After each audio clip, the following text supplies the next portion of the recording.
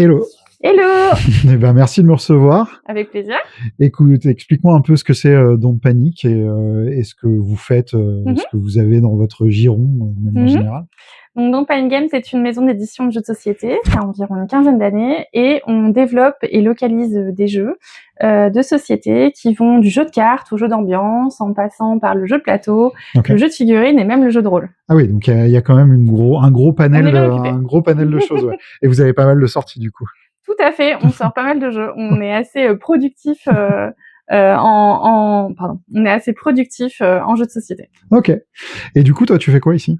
Alors moi, je m'occupe de la communication, donc je m'occupe des réseaux sociaux et je fais en sorte que le plus grand nombre de personnes jouent à nos jeux et qu'on soit présent sur tous les salons. Ok.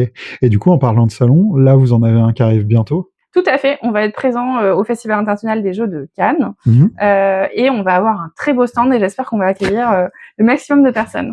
Et vous allez présenter quoi On va présenter plein de choses, mais j'ai prévu une petite sélection. Ouais, cool. Vas-y, je te laisse nous montrer ça. On va présenter Terre de Destinée. Donc Terre de Destinée, c'est un jeu d'enchères et de collection de cartes dans un univers médiéval fantastique où en fait on va devoir acheter des cartes, mais la monnaie du jeu, c'est les cartes de notre main. Ok. Donc c'est assez taquin, un peu vilain.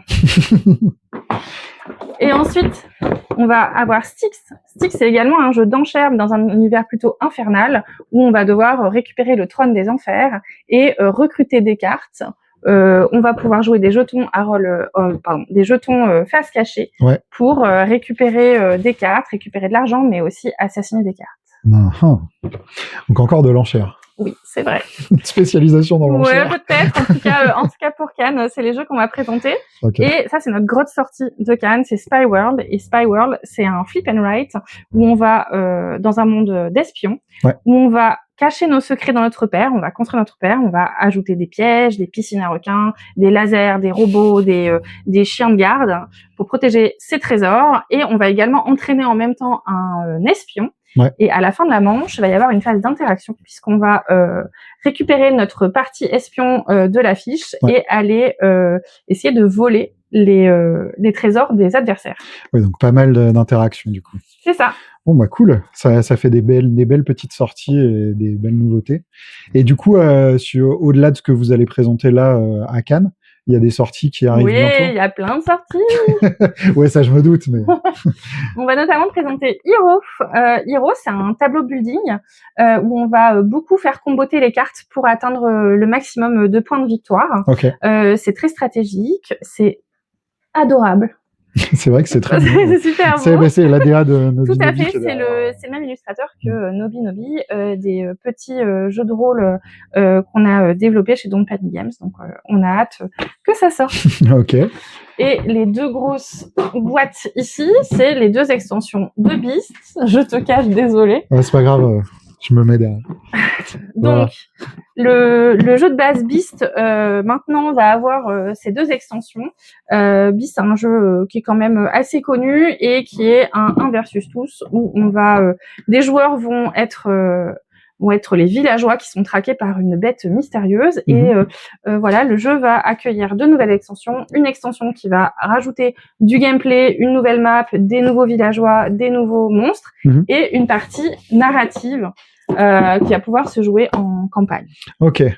Ouais, donc ça fait du volume et du matériel en plus et de la rejouabilité sur un jeu qui est déjà quand même pas mal rejouable, quoi. Ok. Bon bah cool. Et du coup, j'avais une question de la part de mon fils parce que comme tu le sais, il joue pas mal avec moi et il est pas mal impliqué dans le compte. Sa question c'était c'est quoi votre premier jeu et pourquoi avoir choisi ça ? Alors un de nos premiers jeux, c'est le jeu Attack on Titan. En fait, nous, on a une direction éditoriale qui est assez proche du Japon. Et Attack on Titan, c'est une licence qu'on aime particulièrement. Donc, c'est un jeu qui est officiel, Attack on Titan, et qui a été fait par Antoine Boza et Ludovic Beaublanc, qui a un gameplay super intéressant. C'est encore un versus tous. Et il faut absolument que je vous montre le matériel. Ah ouais, le matériel, il est impressionnant. Je vais essayer de pas tout faire tomber, mais regardez avec quoi on va jouer. Attends, on va baisser un tout petit peu comme ça. Hop. Je vais juste reculer un petit peu. Voilà. Ouais. Donc, les personnages officiels de Attack on Titan vont pouvoir grimper sur le titan pour essayer... Et tomber aussi. Ouais, et tomber, et d'essayer de créer des configurations où ils vont pouvoir attaquer le titan. Le titan, lui, va vouloir manger les autres joueurs. Ok. Et du coup, ces petites maisons là sur le côté, elles vont permettre de déclencher des canons ici, qui sont placés ici, pour attaquer et utiliser les pouvoirs spéciaux des personnages. D'accord. Ok. Et du coup, tu disais que c'est parce que vous aimiez beaucoup on aime beaucoup la licence, on aime beaucoup les auteurs, et on voulait faire un jeu avec un matériel qui reflète bien les enjeux de la série. Ok. Bah, merci beaucoup pour toutes ces explications. Merci à toi. Merci. Et puis, bientôt. Alors moi, je serai pas à Cannes, mais on se verra certainement sur d'autres salons. Avec plaisir. Et puis au plaisir de refaire ça ici pour les futures nouveautés. Quand tu veux. Bah, merci beaucoup. Merci.